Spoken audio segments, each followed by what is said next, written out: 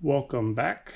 We're going to pick up where we left off, and we're going to open up the new coilovers that are here. So hopefully these fit a lot better than the other versions did. These are a little bit longer, a little taller, and hopefully my new measurements actually make sense and we don't have to reorder again. So we'll get the box opened up and get to work.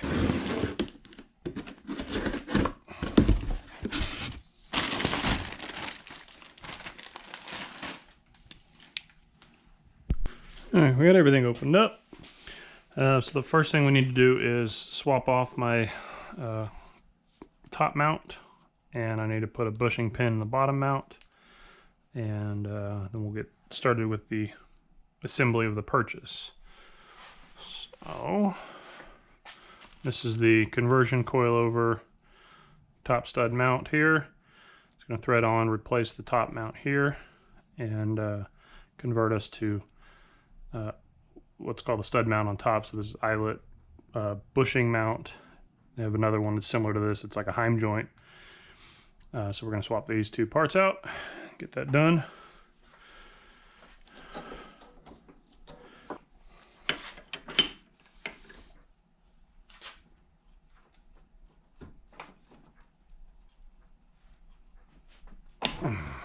There we go.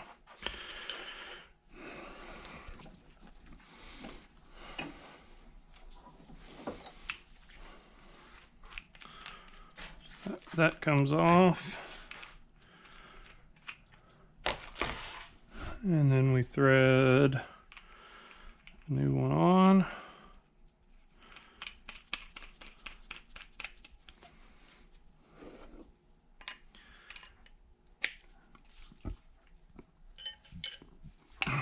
And these don't need to be crazy tight. We just need to snug them down.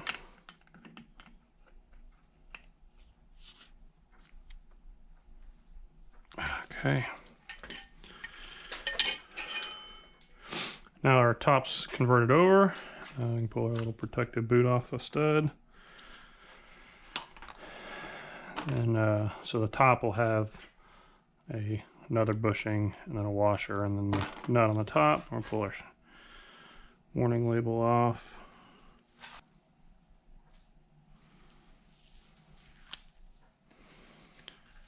Okay.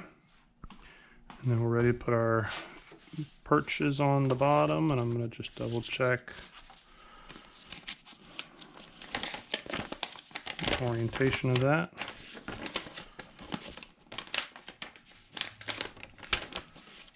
Bottom one, yep. So bottom one has a little lip on it, and the little lip has to face upward. I'm just going to get threaded on.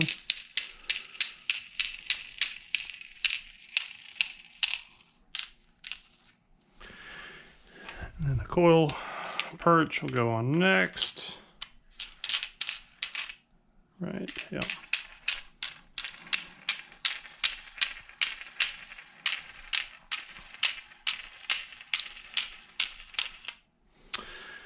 Followed by the shim, or if you bought the optional bearing cages, that's now the time to do that.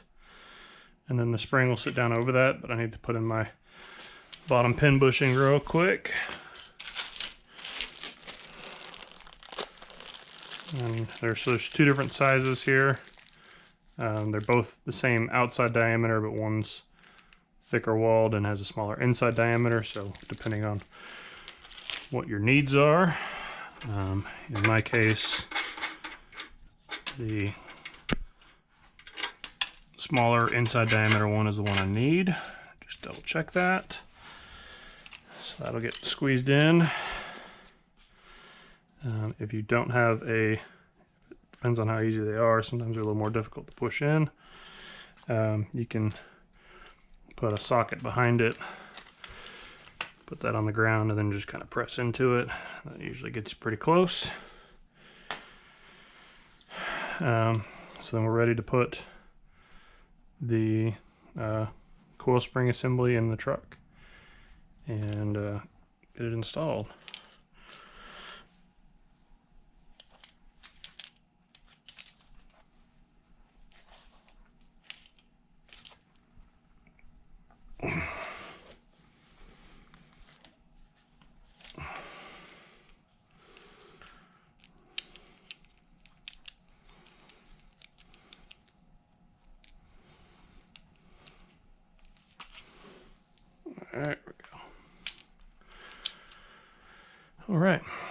Now, the fun part about this is you need these. Grab a light. I can see in here real quick.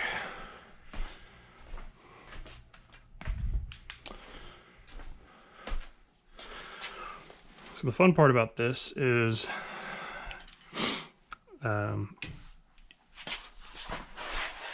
you need to have these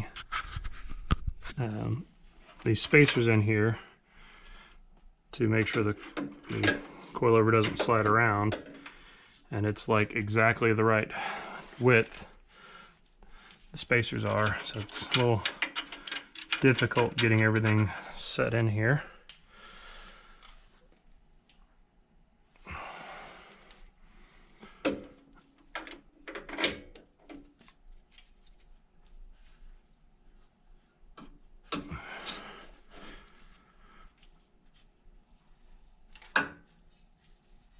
For now, I'm just going to put that in there like that, just to help keep the coilover centered. And then we're going to try to squeeze this guy in here, which is where I was running into needing like 4 sets of hands earlier. So what I actually did last time was swap spacer, swap one of my, basically I'm putting one of my QA1 spacers in here just for initial fitment. And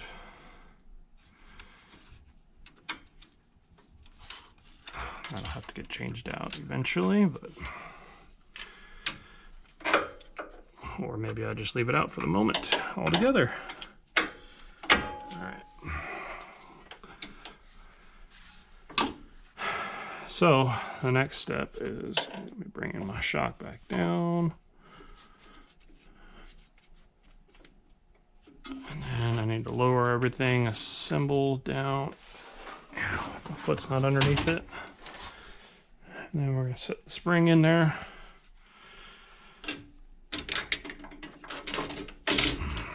And then we'll come back up with everything.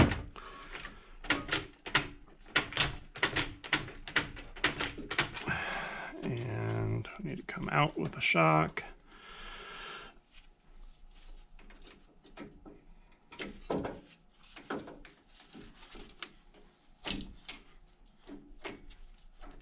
All right,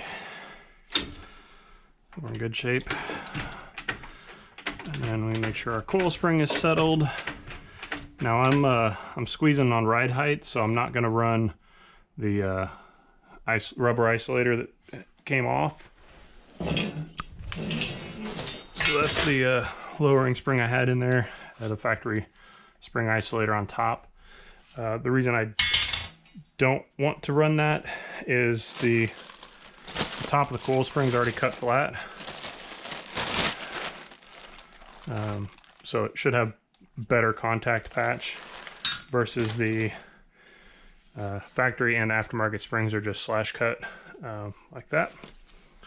So you run the isolator to keep it from making more creaking noises and stuff like that, but since we have a flat cut spring, we shouldn't have that issue. And it's also, this takes up about a 1/2 inch of ride height as well. So since I'm trying to squeeze ride height and get it as low as I can, I'm going to opt for leaving it out for the moment.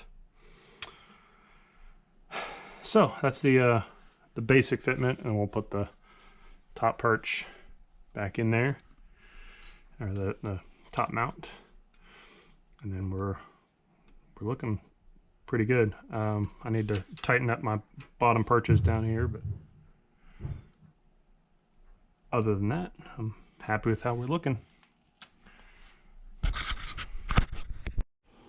The only thing I'm going to do differently on the passenger side that I am about to install is I went ahead and tightened down the bottom 2 plates. They're snugged up against each other, but I learned when I went to go snug down this side that the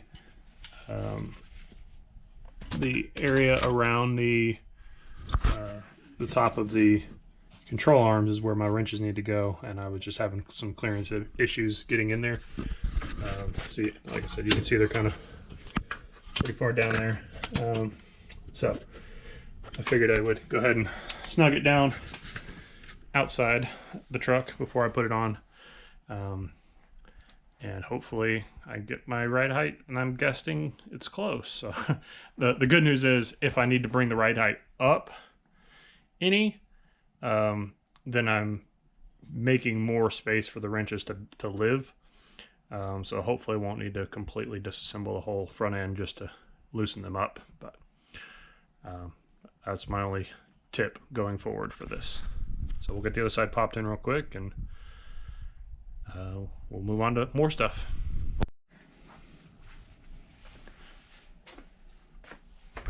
Did that actually turn on? Yeah, it did. Okay. Well, I got everything over here ready to install, and realized that I never actually weighed my new parts, so we're gonna do that real quick.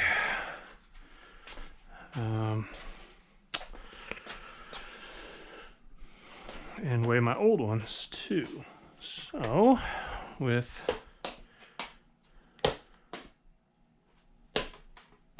come on.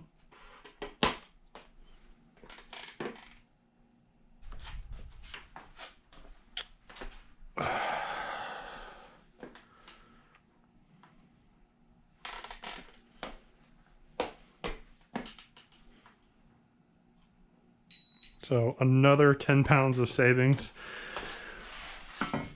off the front end. And I just need to figure out what I weigh as a base weight. I'm shaving off a good, basically half the weight of the springs and shocks I'm saving out. And then 10 pounds lower on the 10 pounds less on the lower control arm. Or no, it was 20 pounds. I don't remember. I'll have to check my notes. But anyways, at least got that stuff weighed up. And still waiting on the uppers. Story of my life. Story of my life. We're still waiting on the uppers, but at least we have the baseline weight for that part going in. And I said I will add a running total of all my notes of all of my weights up to this point, and hurry up and wait for the uppers. So I got a couple more little things I got to put on there. I got to put on my sway bar end link stuff for the QA1 or for the Stifler's arms, and then Zerk fittings for the bushings and lower ball joint and all that good stuff. But and I still got to tighten everything up. So I got work to do, but it's going to quickly run out. So anyways, I'm not sure where exactly this is going to end up, but I appreciate you coming by and checking out another one of my videos, and I will catch y'all on the next one.